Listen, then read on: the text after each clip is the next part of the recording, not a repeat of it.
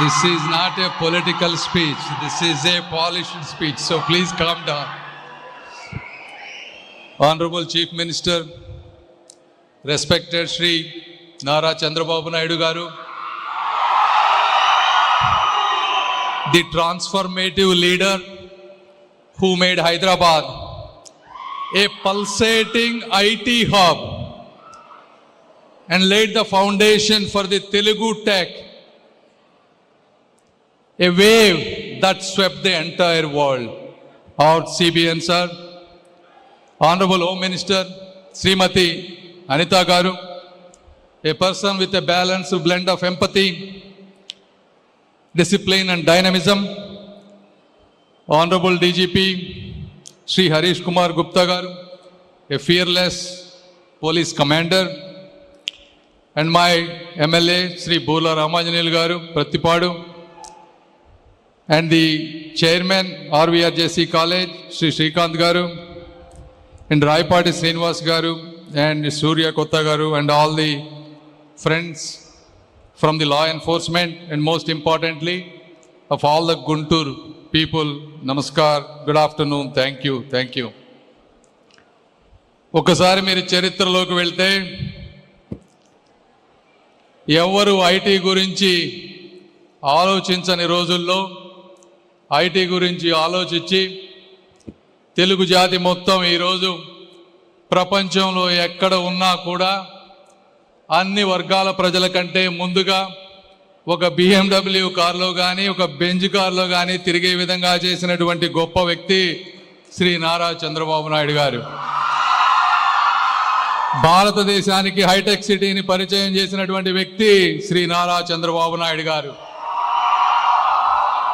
భారతదేశానికి real time governance అనే పదాన్ని పరిచయం చేసినటువంటి వ్యక్తి శ్రీ నారా చంద్రబాబు నాయుడు గారు.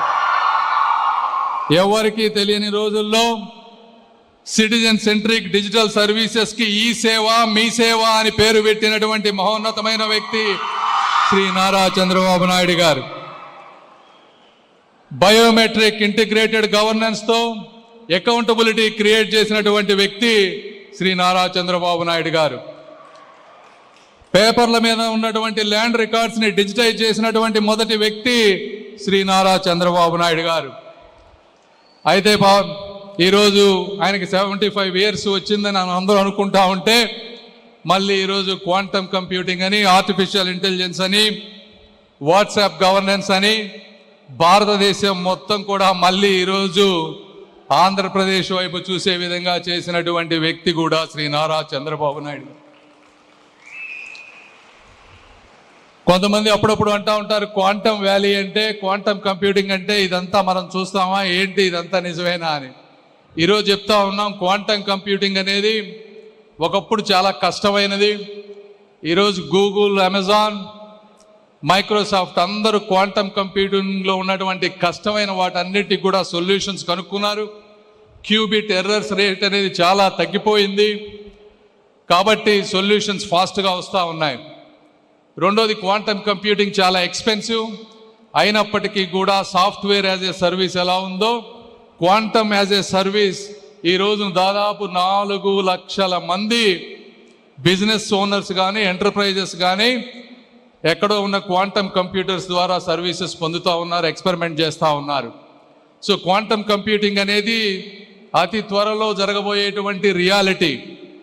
అయితే అది ఒక 2-3 సంవత్సరాల్లో రాబోవచ్చు. కానీ ఆ రోజు ఆలోచిస్తే దాన్ని విజనరీ అనరు, ఈరోజు ఆలోచించే వాళ్ళని విజనరీ అంటారు. ఆ విధంగా ముందుకు వెళ్తున్నటువంటి వ్యక్తి శ్రీ నారా చంద్రబాబు నాయుడు గారు. నిత్య నూతన విద్యార్థి అని మీ అందరికీ నేను తెలియజేసుకుంటా ఉన్నా. అదేవిధంగా ఈరోజు కార్యక్రమం చూసుకుంటే అంటే ఒక మనిషి ప్రవర్తనను బట్టి ఆ చుట్టుపక్కల 5 మంది ఎలా ఉంటారు అనేది చెప్పొచ్చు. మన ఆలోచనలు గంజాయి అమ్మే ఆలోచనలుగా ఉంటే మిగిలిన వాళ్ళు కూడా గంజాయి అమ్మే వాళ్ళే మన పక్కన చేరుతారు. మన ఆలోచనలు ఆర్టిఫిషియల్ ఇంటెలిజెన్స్ విధానంగా ఉంటే పోలీసులు కూడా ఆర్టిఫిషియల్ ఇంటెలిజెన్స్ గురించి ఆలోచించే విధంగా తయారవటానికి ఈరోజు ఈ స్టేజే మీకు నిదర్శనం అని మీ అందరికీ నేను తెలియజేస్తా ఉన్నా.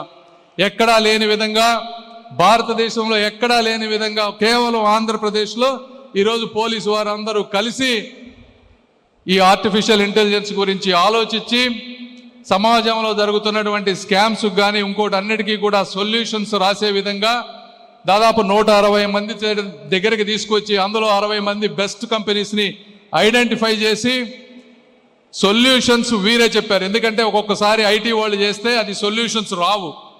ఎందుకు రావంటే వాళ్ళకి ప్రాక్టికల్గా గ్రౌండ్ మీద జరిగేటువంటి రియాలిటీస్ తెలియవు. ఇది యూనిక్ హ్యాకథాన్. ఎందుకు అంటే పోలీసు వాళ్ళు సొల్యూషన్స్ ఇచ్చి వారందరినీ ఒక దగ్గరికి తీసుకొచ్చి 36 గంటలు ఇక్కడ కూర్చోబెట్టి ఈ సొల్యూషన్ అన్ని చేసే విధంగా ఒక ప్రాక్టికల్గా, అంటే సిలికాన్ వ్యాలీ ఇన్నోవేషన్ స్ట్రీట్ సొల్యూషన్గా వచ్చే విధంగా చేసినటువంటి ఆంధ్రప్రదేశ్ పోలీస్ వ్యవస్థ సభ్యులందరికీ, అదేవిధంగా దాంట్లో పార్టిసిపేట్ చేసినటువంటి ఆర్వీఆర్ జేసీ కాలేజీకి సంబంధించినటువంటి నిర్వాహకులకు, అదేవిధంగా దేశ విదేశాల్లో వచ్చినటువంటి ఏఐ నిపుణులకు అందరికీ కూడా నేను మనస్ఫూర్తిగా కృతజ్ఞతలు తెలుపుతా ఉన్నాను. ఎప్పుడు ఇండియా అంటే టాలెంట్ ఉంది మాత్రమే అంటారు. ఈరోజు ఈ కార్యక్రమం ద్వారా ముఖ్యంగా పోలీసు వారి ద్వారా ఇండియాకి ఒక ఇంటెంట్ కూడా ఉంది అని తెలియజేసినందుకు మీ అందరికీ మనస్ఫూర్తిగా ధన్యవాదాలు తెలుపుకుంటూ, మీ అపూర్వ స్వాగతానికి అవకాశం ఇచ్చిన మీ అందరికీ కూడా మనస్ఫూర్తిగా కృతజ్ఞతలు తెలుపుకుంటూ సెలవు తీసుకుంటున్నాను. జై హింద్.